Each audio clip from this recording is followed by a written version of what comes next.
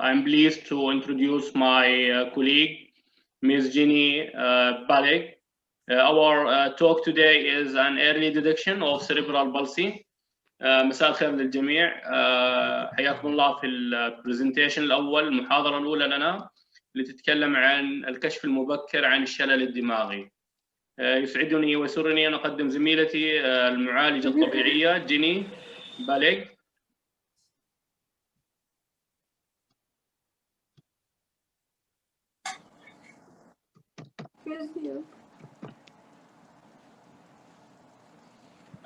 Ms. Ginny is a pediatric physiotherapist from Maryland, USA. She has 17 years experience working with children aged 0 to 3 in home and child care. She get her master degree as well as her DSCBT Doctor of Science in Physical Therapy from Maryland, Baltimore. She is specialized in posture and mobility intervention and assessment, especially for children GMFC level 4 and level 5.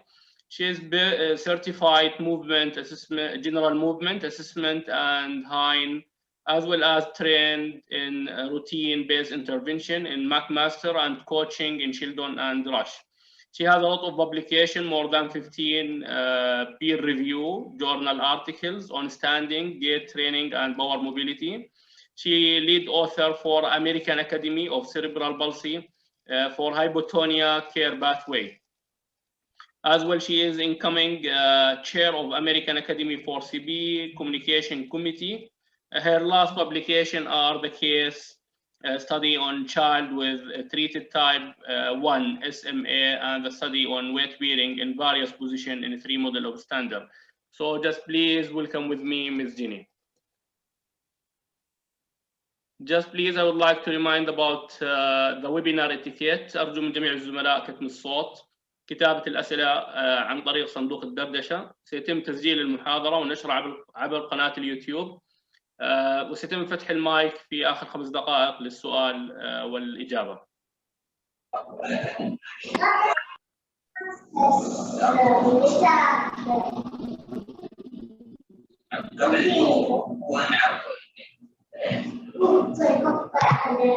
أود تذكير جميع الزملاء في غلق المايك رجاءً.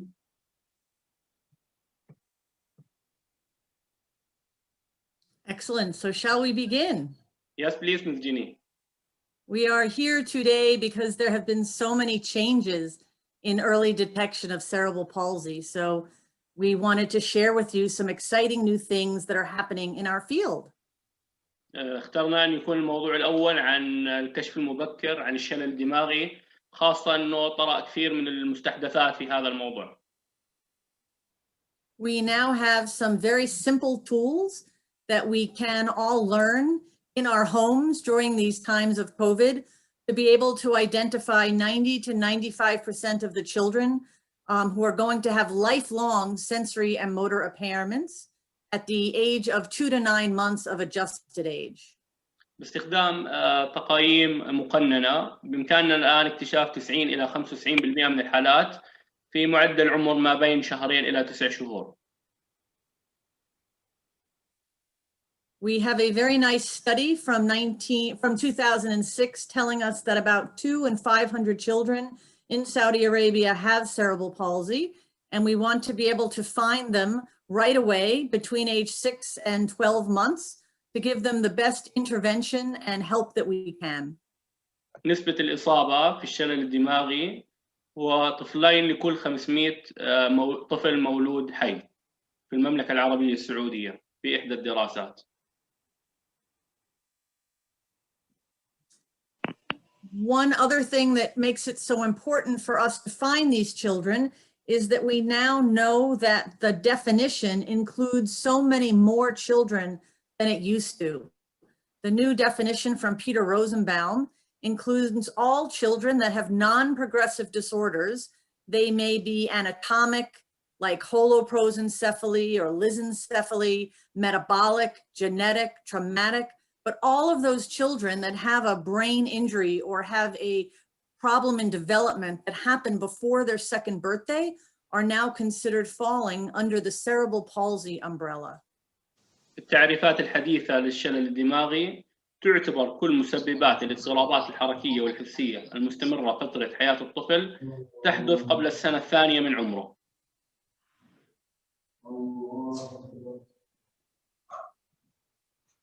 We have now a new care pathway from the American Academy of Cerebral Palsy, telling all of us, the therapists and the physicians, the best evidence-based ways to find the children with cerebral palsy under 5 months corrected age and above 5 months corrected age.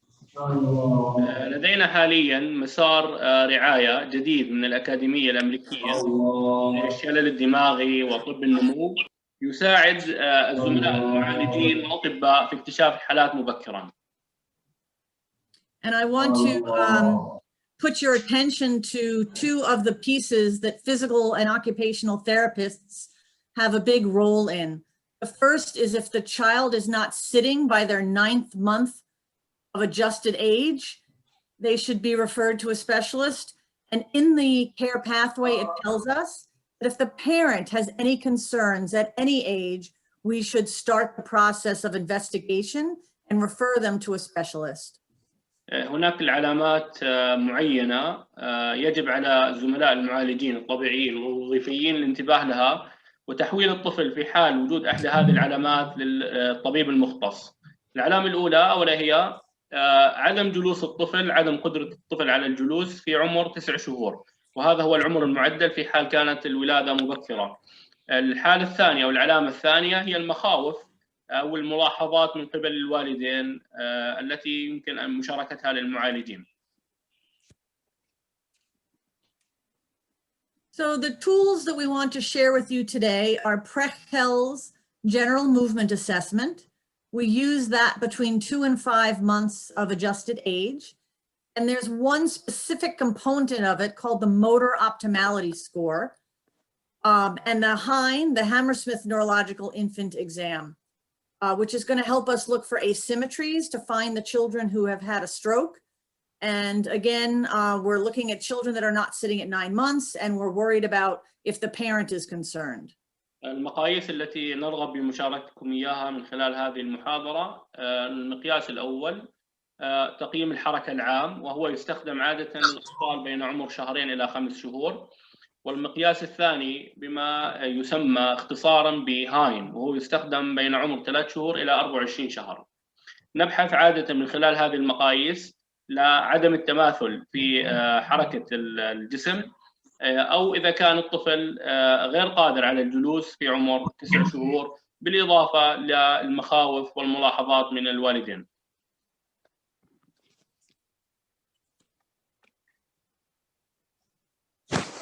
Why this is so important is because the event that caused the child to happen and have cerebral palsy happened during gestation or right around the time of birth. If we wait to find out that the child has this impairment after age 2 or 3 or 4, we have missed this very important window of when the sensory, the motor, language, all those important things are happening really way before this time. The height of sensory motor neuroplasticity is 2 years. The intraspinal neurons are finished baking between 6 and 12 months. So we really have to work hard to move the age of diagnosis back so that we can do more early intervention and hope to make a difference for these children. لا شك أن المسببات للشلل الدماغي هي موجودة إما قبل الولادة أو خلال الولادة أو بعد الولادة بفترة قليلة. عادة ما يتم اكتشاف أو تشخيص الطفل بالشلل الدماغي بعد عمر 24 شهر، وهذا لا شك يعتبر تأخر كبير، لأن عادة بعض التطورات الحركية والحسية واللغوية تحدث قبل عمر 24 شهر. فلذلك يجب علينا أن نقوم بتشخيص حالات الأطفال بعمر مبكر جداً. The children we are most worried about are the children that were born before 28 weeks of gestation, because 8% of those children are going to have cerebral palsy. They are at the highest risk. الأطفال الأعلى خطر أو الأعلى عرضة للإصابة بالشلل الدماغي هم الأطفال عادة التي يتم الولادة في فترة حمل أقل من 28 أسبوع، ونسبة هؤلاء الأطفال 8% ممن يولدون في فترة حمل أقل من 28 أسبوع سيصبح لديهم شلل دماغي.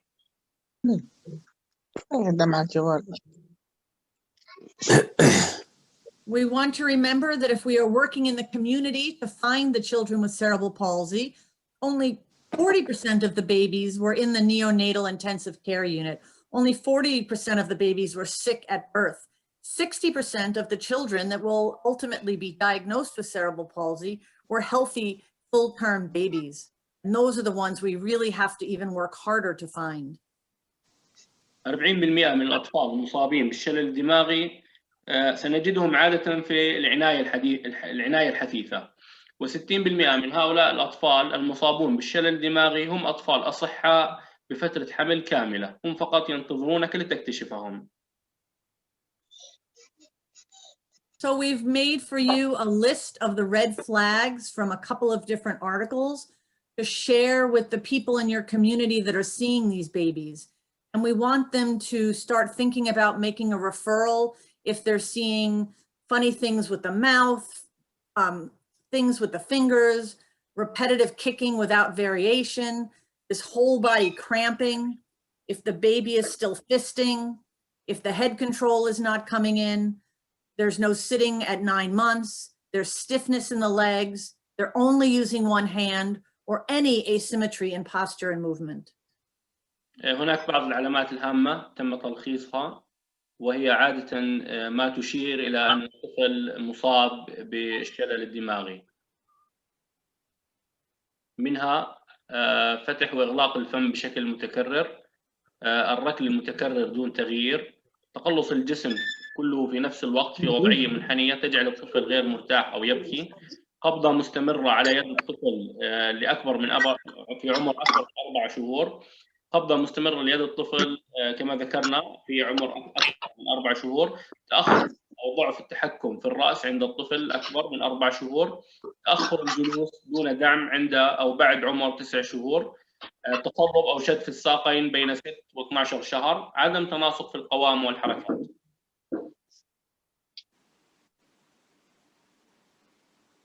So another exciting thing is that with specific scores, we can predict which children will be most severely involved.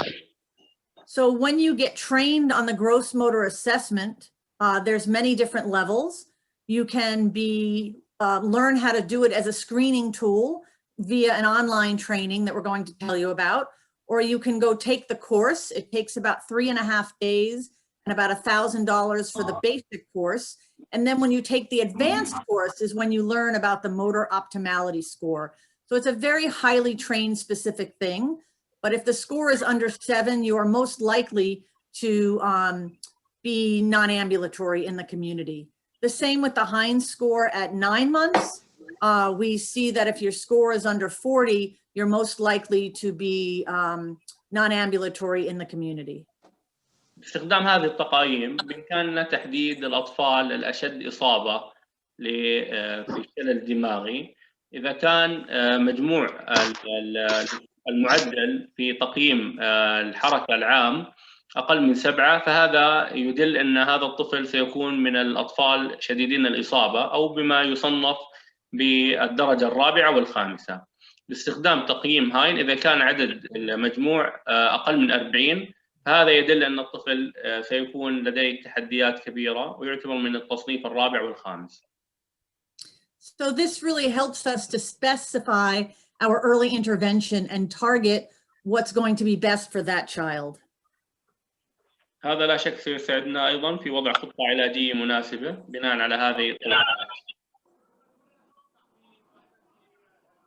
Correct general movement assessment has been around for a long time, and it's very accurate, 90 to 90% accurate at detecting children with cerebral palsy.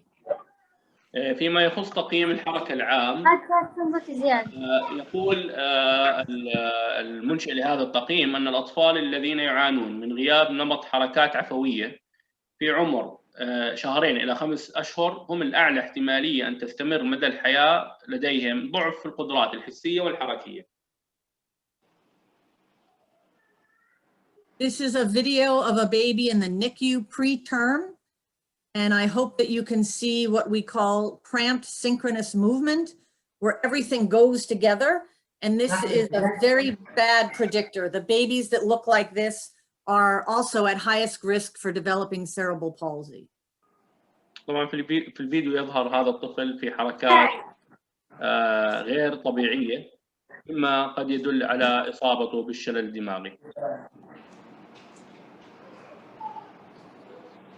The GMA, you observe the fidgety movements, which are the normal rotational movements of the baby. It's a beautiful dance. There's a beginning, a middle, an end. It's very, very smooth.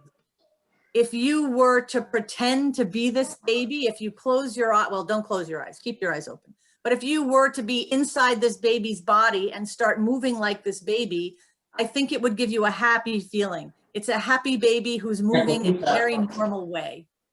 في هذا الفيديو تظهر الحركات المتوقعة، وهي الحركات العفوية لدى الطفل، وخاصة دوران الحوض. We compare that to the atypical baby. And if you were to pretend to be this baby and move like this baby, it wouldn't feel good. It would feel stiff. It would feel like you're always doing the same thing over and over again. It's not a comfortable movement pattern. في هذا الفيديو يظهر أن هناك الحركات العفوية غير طبيعية، وأن هناك شد في بعض العضلات. There are many ways that you know this baby is going to need you. You look at him and you see many things you're worried about. But if we do mathematics and we study, the #1 strongest predictor that this baby will have lifelong sensory motor impairments are that he does not have fidgety movements. الحركات العفوية الطبيعية المتوقعة في الطفل هي تعتبر أهم العلامات في حال تأثر هذه الحركات، وتعتبر دلالات على إصابة الطفل.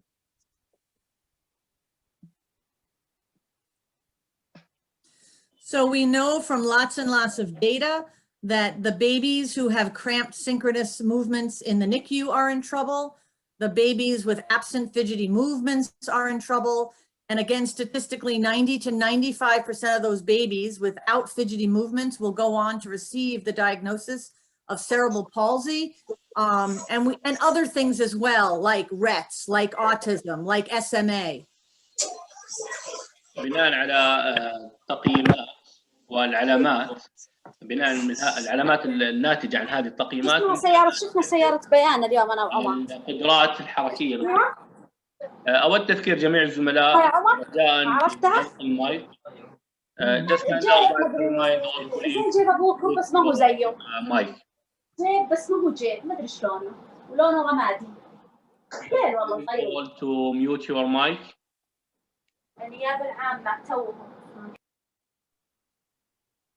Yes, Ms. Ginny. I'm sorry, I'm just trying to mute some people. All right then, so here's the data from Einspieler and Alicia Spittle showing you that the children with their MOS scores within the GMA, we can also start to sort their GMFCS levels. So the children that are in the orange and the red with their optimality scores, again, they're most likely going to be GMFCS 4s and 5s and non-ambulatory. كما ذكرنا سابقا، بناء على هذه العلامات بإمكاننا وضع تنبؤ لشدة الإصابة لكل طفل. So to get certified in this is very complicated, and it's not being done remotely, so it's very hard to do right now. So we think the better option for you is to take the online training, which Mr. Abdullah has done and can share with you how excited he is about this. للحصول على شهادة معتمدة بخصوص تقييم الحركة يصعب الآن، لأنه الحضور يجب أن يكون وجاهيا، وهذا الآن بسبب الوباء وبعض الإجراءات للسفر. لكن هناك بديل وهو اختبار تيدي Training for Early Detection for Early Intervention. I did register، أنا سجلت في هذا الكورس، حقيقة استفدت منه جدا، عن طريق مشاركة العديد من العلامات الهامة التي يجب الانتباه لها لتقييم الطفل بشكل صحيح. This team has been very generous and has offered all their materials. So if there is someone that would like to translate this into Arabic, it would have to be an institution or a university because of the technology involved is multi-layered. But they would be willing to give any of this for free for anybody who wants to put it in any language. So it's a lovely team. هناك فريق كامل تم العمل على هذا التقييم، وحاليا يتم ترجمته للعديد من اللغات. For the Hein, again, there is an on-site certification course that you go through. It takes about half a day. The hardest part about it is finding all the babies. You have to find many babies with different kinds of CP so you can learn to know what that looks like. But this training video is online. It's free. I can send it to you directly if you want. And so that you can learn to identify that you can learn to give the items in the Hein. بخصوص تقييم هاين، هو عبارة عن تقييم لمن يرغب بحضوره. هو عبارة عن تدريب أونلاين عبر الشبكة العنكبوتية، يتم في خلال نصف يوم تقريبا، وستتم مشاركة الرابط من قبل جيني للجميع. طبعا عادة هاين يحدد الشلل الدماغي في عمر 3 إلى 24 شهر، ويجد بسهولة الأطفال المصابين بمرض شلل نصفي. It's not difficult. You've probably already given tests like this in the past. It's very much like the AIMS, so it's very easy to learn. ويسهل على الجميع تعلم هذا التقييم أيضا. So if you are a physician and you want to learn to use this as a diagnostic tool, you have to be formally trained and have to send in videos regularly to make sure that you have fidelity. But if you're a therapist in the field, you can watch the videos and learn how to give the test and then use it as a screening tool. I think this is very important because then you can communicate with the physicians when you are worried about a baby. من المهم أن نعلم أن هاين يستخدم كأداة تشخيص من قبل شخص مدرب رسميا ومعتمد، إلا أنه بإمكان المعالجين استخدام هاين لسهولة تحويل الطفل للزملاء الأطباء المختصين والتواصل معهم. So here I show a video of a baby where the parents were very worried that he had cerebral palsy, and we could use the Hein as a screening tool to show that he had no asymmetries and he had a very good Hein score. So then they didn't need to worry anymore.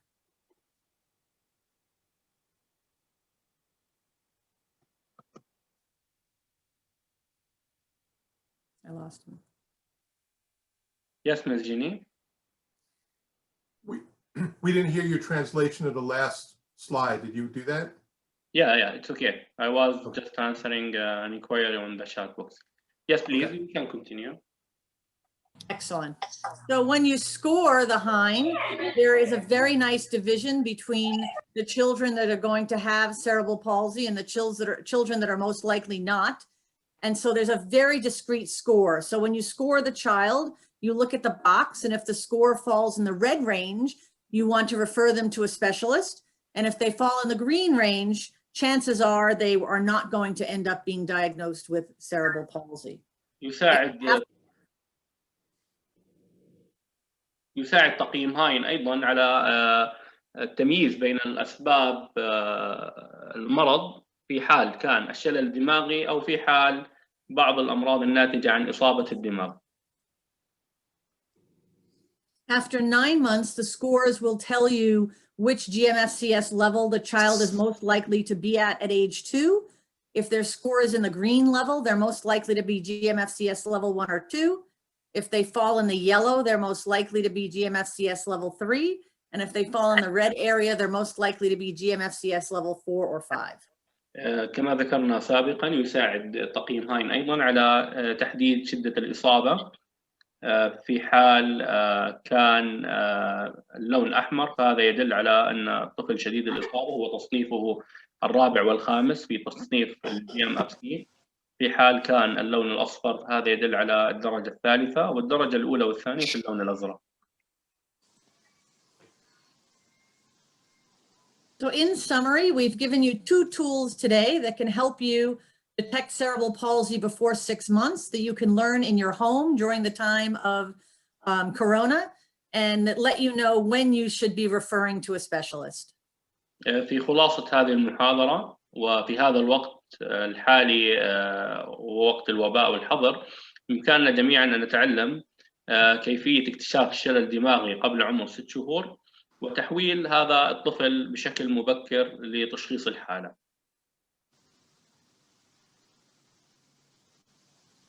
So we have a plan to continue, if you would like, for us to do more topics and share more information on evidence-based practices for pediatric physical and occupational therapists. بخصوص الخطة الحالية التي وضعناها، سيكون هناك محاضرات بمدة 30 إلى 45 دقيقة كل 3 إلى 5 أسابيع، سيتم عنها الإعلان في وقت كافي للجميع في حال رغبتكم بالاستفادة في بعض المواضيع الهامة المبنية على البراهين العلمية. كما يمكنكم متابعتنا على التويتر وقناة اليوتيوب كيت ثرابي، ومشاركتنا للمواضيع الهامة التي ترغبون منا بالحديث عنها.